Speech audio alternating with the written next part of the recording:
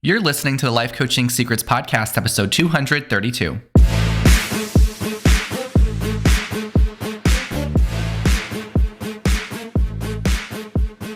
Did you know that life coaches are needed now more than ever? I'm Frank Macri, founder of Thriving Coach Academy. I've trained over 1,000 coaches and helped them launch their own successful coaching businesses. If you want to make an incredible income and impact as a coach and have a lot of fun doing it, I'll show you exactly how to get it done. This is Life Coaching Secrets. What's up, coaches? In this episode, I'm going to answer the question, where are all the successful life coaches? Where are they? It's a question that I hear from time to time, and honestly, it's a fair question. You might think, if coaching really works, shouldn't we be seeing more people out there calling themselves life coaches and thriving? And I'm also going to name what you might be seeing when you search for life coach online, because there's also a lot of misunderstanding that comes from that. If you type that term into Google or scroll social media using the term life coach, you might find some people that offer their coaching for really low hourly rates or one-off sessions. And you might wonder, what's this about? Is this the coaching industry? The truth is, it is not. It is not the entirety of the industry. I'm going to peel back the curtain in this episode and go into it. Before I do that, I want to say that I'm so excited to be recording episodes again. I have been so pumped to get more episodes out there. I've had some big life events happen. As many of you know, I got married, I moved into a new house, and then the holidays started happening. It's a week before Christmas. So happy holidays to all of you listening, whether you are a new subscriber to the show or you've been binging episodes for a while now. It is so awesome to have you here. All right, so let's get into it. When you see online that people are calling themselves life coaches and you see, people posting about their coaching services, yes, those are real coaching services, but what you're seeing is just a very narrow slice of the coaching world. It is not the full picture. The coaches that are running the real high value premium coaching programs, they are positioning themselves very differently. Okay. They're positioning themselves around the outcomes that they provide, not the title that they have. So they are not calling themselves life coaches. So when people say that they're thinking about becoming a coach, maybe you're in that space right now, but you don't really see successful life coaches out there, or the ones that you do see are charging very cheap rates for their sessions. What you're really seeing is just one type of business model. I call it the more traditional business model. And frankly, it's very outdated and it's not ideal if you want to be coaching full-time and making 6 to 7 figures as a coach. Okay, the life coaches that you see out there, they are not representing the true scale or true potential of coaching as a profession. So this episode is really for two kinds of people. It's for coaches that want to know how to market themselves in the best way, but it's also for people that are curious about coaching, but maybe you're a little skeptical because when you've looked around and you've searched for life coaches, you thought, is this really all there is to the industry? So I'm going to share what's actually happening. I'm going to share with you why coaching can look invisible from the outside, and also show you how you could position yourself in the best possible way when you are growing your business. So as I shared earlier, I know sometimes when you hear this once, it might not really make sense. So I want to repeat it. The most successful coaches usually aren't calling themselves life coaches at all. They are not selling hourly sessions. Okay. They are not leading with their title. They're not going around saying, I'm a life coach, let me coach you. What they're doing is they are building coaching programs. They're building coaching courses. They are leading workshops. They're providing transformational experiences that solve very specific problems for people. And they are speaking directly to the things that people are up at night Googling at 2 a.m. Okay. When people are up at bed at night, Googling things like, how can I get out of this job that I can't stand? Or why do I keep dating the same toxic people, right? People are not actually searching for life coaches by their title. They are searching for the solutions that they want. They're searching for the answers to the problems they have, and that's what's leading them to the premium level coaches. Okay? When people are looking for help, they are not thinking in professional categories. They are thinking in pain points that they actually have. So in other words, they're not searching for who they need, they're searching for what's wrong. Does that make sense? So a lot of the things that people will be searching for are emotional and pain oriented. And the coaches who get found are the ones that are speaking directly to those moments, not the ones that are relying on a title and just hoping that people can connect the dots. So you might wonder, what are actual things that people search for that lead them to find coaching programs and courses? Well, people might search things like, how do I know if I'm in the right relationship? Or why do I keep attracting the wrong partner? Or they might be thinking, am I afraid of intimacy? Like, all of these different terms will lead people to find relationship coaches. People might search for things related to their career. They might search things like, how do I change my career in my 30s, in my 40s, in my 50s? Or I'm successful, but I'm unfulfilled in my job. What should I do? How do I know when it's time to quit my job and start something else? These types of prompts will lead people to find resources that career coaches put out there. Some people might search for things like, how do I take better care of myself? How do I lose weight? How do I create more healthy habits? How do I have more energy? Why do I always feel so tired? Right? These types of searches will lead people to find health and fitness coaches. Now, I want you to notice that none of these search terms or phrases start with, I need a coach, or where can I find a coach? Okay, they start with, something isn't working and I need help. And this is where coaching is fundamentally different from many other professions out there. Like, if you need an accountant, if you need a lawyer or a dentist, you already know what you're looking for. So you're likely going to search for something like accountant near me or tax professional in my area. The problem and the profession are already very clearly linked in your mind. But with coaching, people don't have that association yet. So they don't wake up and think, I need a life coach. They often wake up feeling stuck, feeling frustrated, feeling confused, and they go looking for answers to the problem itself. And that's why coaching requires a very different kind of marketing. One that actually meets people at the level of their experience, not the name of the service that will eventually help them. And once you really understand this, everything will start to click. You'll realize that coaching and premium tier coaches are actually everywhere once you know what you are looking at, and it just goes by a different name.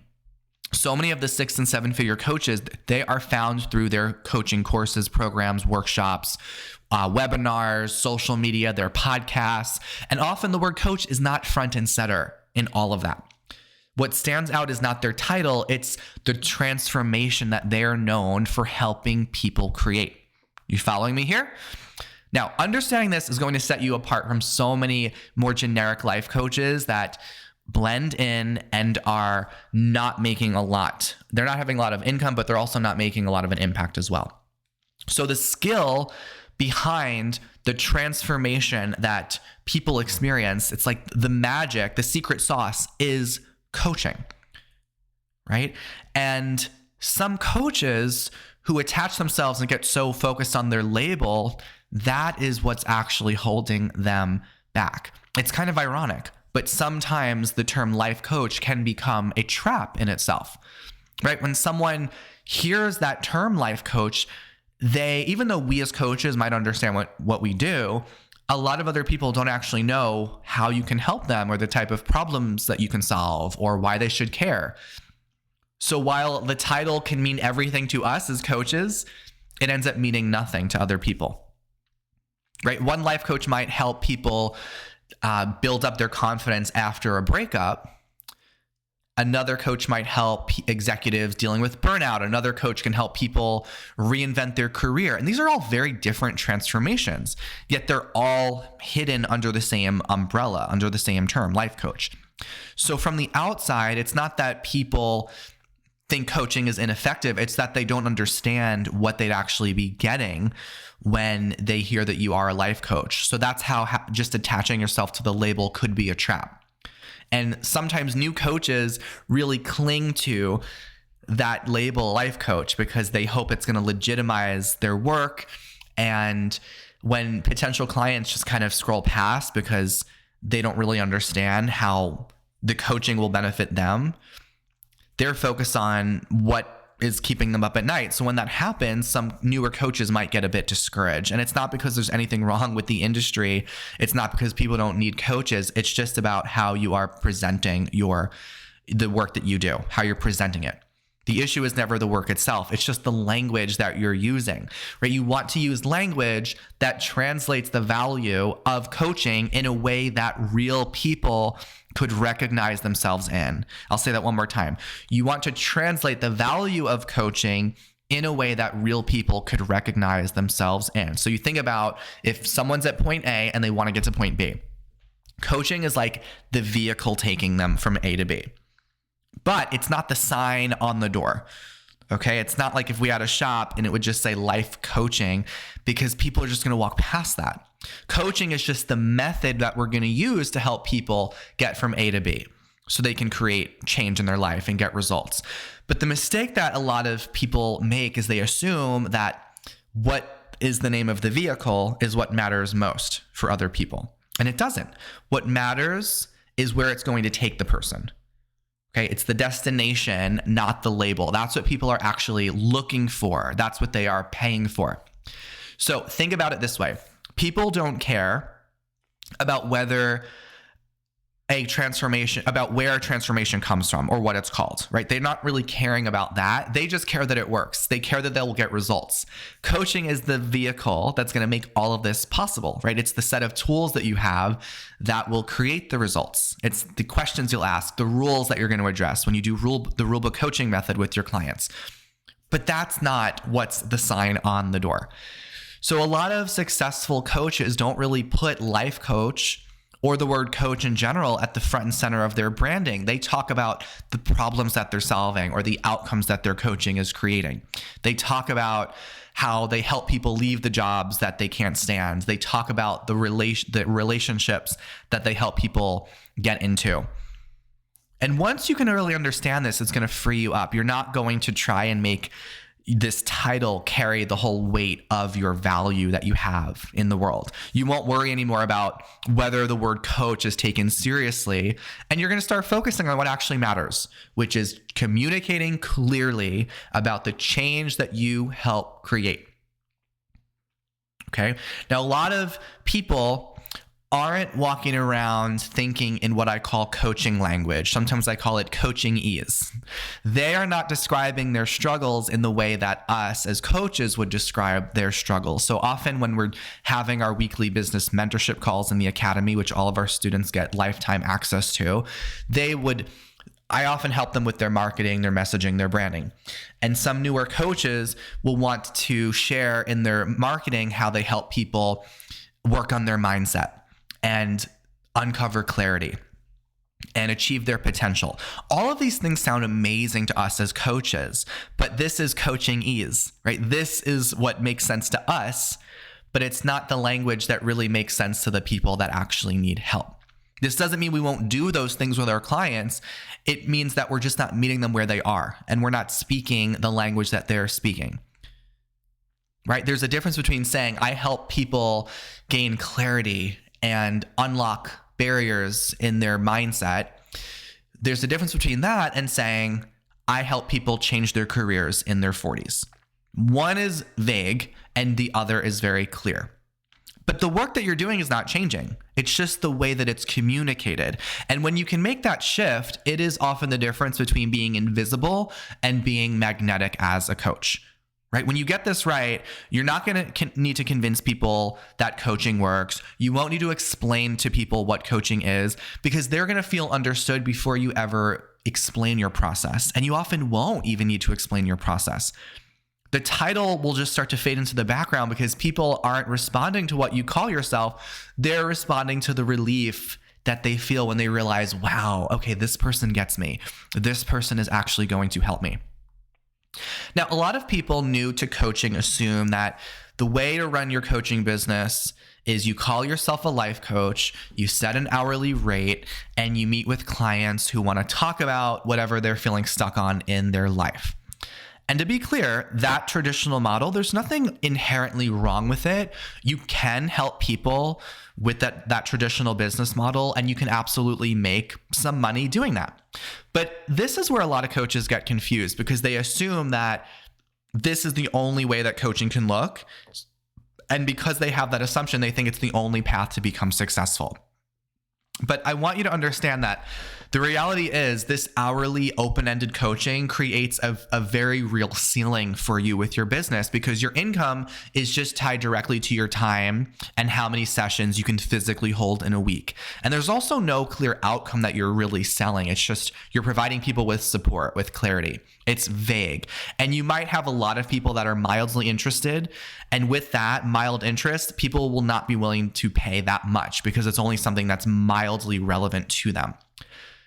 So even though it could be meaningful work you'll still do, it's harder to scale. It's a lot harder to market. And it's hard for someone on the outside to really understand why they should invest at a higher level when the outcome is kind of vague, right? If you want to be a premium tier coach, you don't want to be marketing your coaching as, yeah, we'll just talk about whatever comes up for you, right? This is not the way to really scale into the 6 and 7 figures. And this is why the coaches that are at that level, what they're doing differently is they're selling transformation, right? They've packaged their tools and frameworks into a coaching program, into an experience that has a beginning, middle, and end. It's not just let's talk. It's here's what we are going to work toward. Here's how we're going to get there. Here's what's going to be different on the other side. So when people say that they don't see successful life coaches out there, what they're often reacting to is just that traditional business model, the coaches that only operate within that, the ones that have those hourly sessions, unclear outcomes. Coaching itself is not the limitation. It's just that business model. So if your goal is modest and maybe you want to make an extra $1,000 per month, then that model is likely going to be fine for you. But if you do have a vision to scale more and have more leverage, more momentum, it's going to require a different way of structuring your business. You're going to want to have a different business model that gives you more impact, more income, and really allows you to grow. And that's why what we specialize in teaching our students is the premium business model. This is what we found to be the best solution for both you and for your clients as well. So instead of selling your coaching by the hour, instead of calling yourself a life coach and focusing on that title, what you're focusing on is the transformation that you are helping your clients experience. And you have a structured experience for your clients. You have a comprehensive program. And you don't have to get consumed by what's going to be included in that right now, whether it be like certain number of sessions or videos or other resources. In the Academy, we're going to help you put all that together. But the point I want you to understand right now is that there's a specific outcome that people are committing to. And that's how they're finding you as well, because they're looking for that transformation. They're looking for that result. They're looking for a way to resolve that problem that they have. That's how they're finding your coaching program. Right? Clients are not paying you to just chit chat about things indefinitely. They're investing in a coaching program that's going to lead them somewhere real, somewhere different in their life.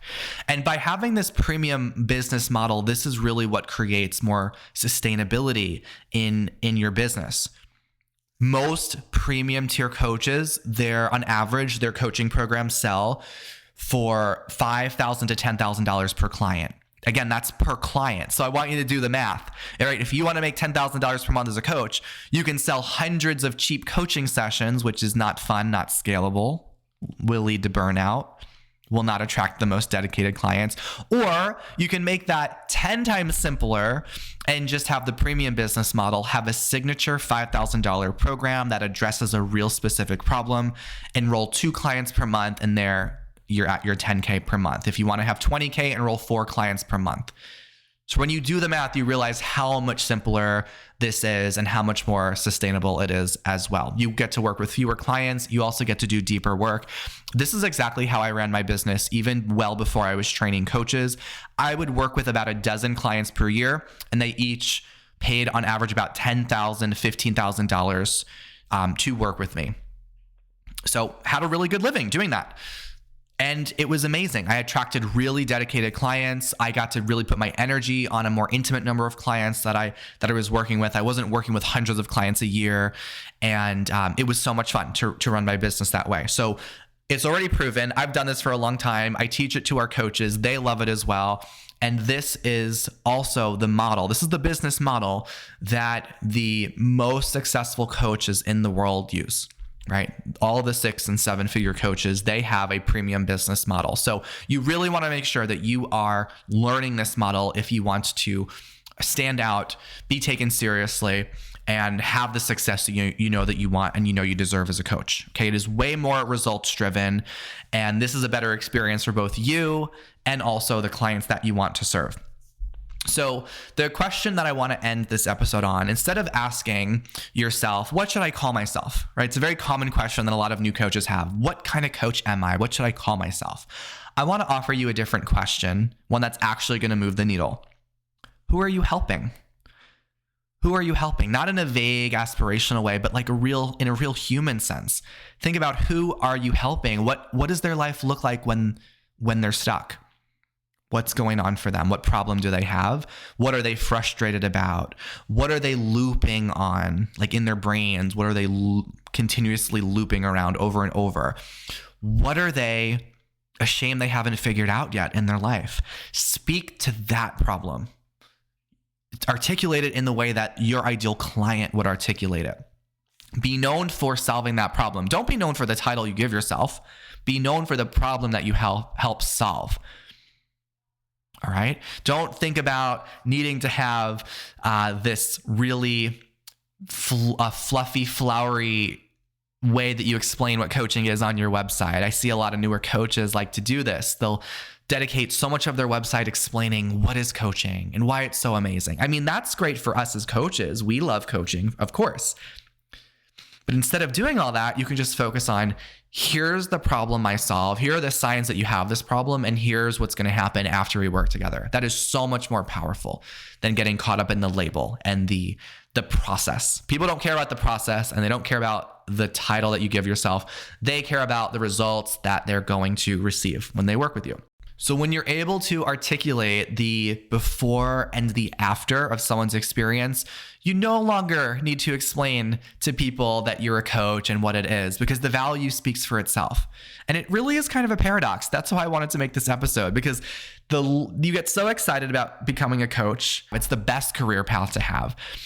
But then it's like, in order to be successful, you got to detach yourself from that label. And the less attached you are to the label, the easier everything becomes for the right people to find you. Not because you're calling yourself a life coach, but because you're speaking directly to something that they recognize in their life. And when that happens, when that title fades into the background, that's when your work will finally get the attention that it deserves. All right, that's what I got in this episode.